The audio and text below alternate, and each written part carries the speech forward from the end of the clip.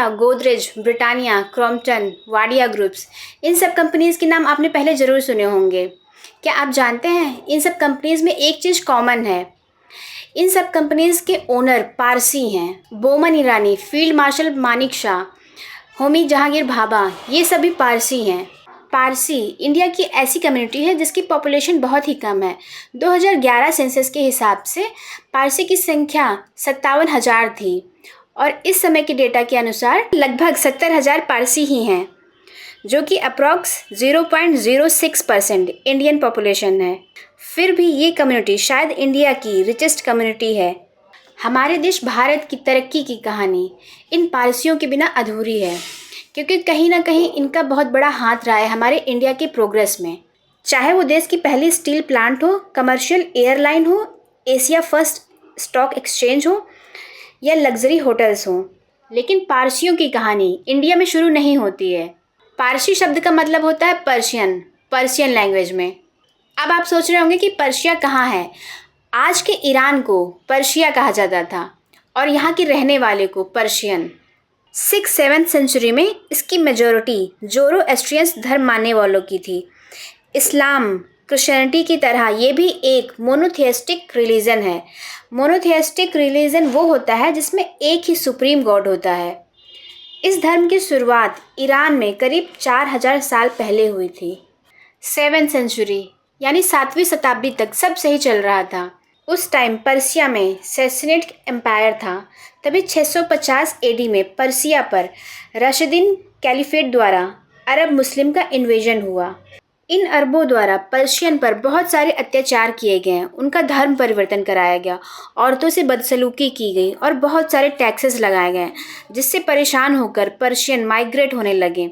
उनमें से कुछ समुद्र के रास्ते इंडिया आए, जिन्हें हम पारसी के नाम से जानते हैं। क्या आपको पता है पारसियों का एक बार फिर से माइग्रेशन हुआ था 1920 सेंचुरी में इंडिया में, जिन्हें हम ईरानियन बोलते हैं। वो अपने आप को पारसियों से अलग मानते हैं, पर उनका रिलीजन सेम है। इनका इंडिया में माइग्रेट होने के 2 कारण बताए जाते हैं। पहला, अपने कल्चर और रिलीजन को बचाना, और दूसरा इकोनॉमिकल एक्टिविटी, क्योंकि इनको पता था कि इंडिया एक इकोनॉमिकल हब था। वैसे तो पारसियों के इंडिया आने के बारे में इतिहास में ज़्यादा जानकारी नहीं है कि ये कैसे आए और क्या कुछ हुआ इनके साथ, क्योंकि ये बात 1500 साल पुरानी है। लेकिन पारसियों की जर्नी के बारे में हमें एक रिटन डॉक्यूमेंट मिलता है जिसका नाम किस्सा-ए-संजन है। ये एक पोयम है जो करीब 16 शताब्दी में पारसी प्रीस्ट बाहमन कैकुकाबाद द्वारा लिखी गई थी। इसमें बताया गया है कि पारसी पर्सिया से इंडिया नाव से आए थे। सबसे पहले ये दीव नामक एक छोटे से आइसलैंड पर आए। कुछ समय इस आइसलैंड पर रहने के बाद वो इकोनॉमिकल एक्टिविटी के लिए गुजरात के संजन शहर में शिफ्ट हुए। कहते हैं उस समय वहाँ पर राणा नाम के राजा थे। पारसी के कुछ लीडर उनसे बात करने गए और कहा कि हमें यहाँ शरण चाहिए। तो राजा ने उनके सामने एक दूध से भरा गिलास रखा और कहा, हमारे राज्य में जगह नहीं है। तभी पारसी के लीडर ने दूध में चीनी मिलाकर राजा से कहा कि हम यहाँ चीनी की तरह मिठास भरने आए हैं।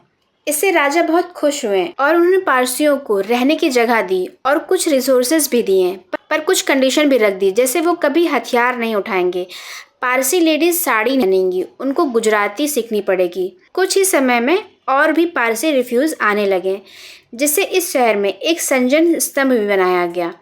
धीरे धीरे पारसी पूरे देश में फैलने लगे, जिनमें से सबसे ज़्यादा लोग मुंबई गए। यही कारण है कि देश में सबसे ज़्यादा पारसी पॉपुलेशन आपको मुंबई में मिलेगी। अब पारसियों ने बड़े पैमाने पर ट्रेडिंग, मर्चेंट का काम किया। वैसे ये लोग शुरुआत से ही ओपियम और कॉटन मतलब अफीम और रुई का बिजनेस करते थे, पर अब तो दूसरे देशों और ब्रिटिशर्स के साथ भी ट्रेडिंग करने लगे थे और पारसियों ने बहुत पैसा कमाया, जिसकी वजह से ब्रिटिशर्स भी इनको वैल्यू देते थे। साल 1800 तक आते आते पारसी तो बहुत अमीर हो गए। साथ ही इन्होंने पब्लिक वेलफेयर के लिए अपनी इनकम को डोनेट करते थे, जैसे जमशेद जी, जीजी बॉय। इन्होंने मुंबई में ओल्डेस्ट आर्ट स्कूल और हॉस्पिटल बनवाया। टाटा का तो नाम ही काफ़ी है। होमी भाभा, जिनके बगैर इंडिया एटॉमिक पावर ना बन पाता। पारसियों में डोनेशन और चैरिटी की भावना इनके रिलीजन जोरोएस्ट्रियन से आती है। अकॉर्डिंग टू जोरोएस्ट्रियन, अच्छी चीज़ें सोचना चाहिए, अच्छी बातें करना चाहिए, अच्छे काम करना चाहिए और दूसरों की हेल्प करना चाहिए। ये सब चीज़ें आती हैं और ये लोग करते भी हैं। ये सब चीज़ें हमें इन पारसियों से सीखनी चाहिए। लेकिन एक प्रॉब्लम इनके साथ भी है कि इनकी पॉपुलेशन लगातार कम होती जा रही है। इसीलिए सरकार ने इनके लिए एक स्कीम जियो पारसी की शुरुआत की है। धन्यवाद। जय हिंद।